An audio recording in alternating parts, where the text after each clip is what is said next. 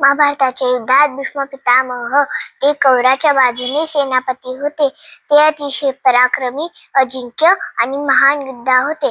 त्यांना इच्छा मरणाचा वर होता. म्हणजे मृत्यू फक्त ते स्वतः इच्छेतील तेव्हाच येऊ शकत होता. त्यामुळे त्यांना रणांगणात पराभव करणे अशक्य होते. भीष्मांना माहित होतं की युद्धानंतर धर्म, नीती, राजधर्म, समाजधर्माविषयी अनेक प्रश्न उपस्थित होणार आहेत. त्यांनी युधिष्ठिराला धर्मनीती, राजधर्म याचे महान ज्ञान देण्यासाठी हीच वेळ निवडली. हा कालखंड अत्यंत मौल्यवान असल्याने त्यांनी मृत्यू लांबवला. बाणांच्या शहीवर पडूनही भीष्म स्थिर आणि धैर्यशील राहिले.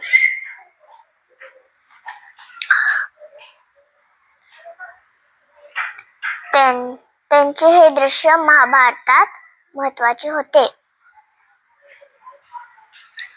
थँक्यू. पांडवांना प्रेरणा मिळाली. यातून आपल्याला धैर्य आणि शौर्याने कर्तव्य पालनाचे महत्त्व कळते. थँक्यू.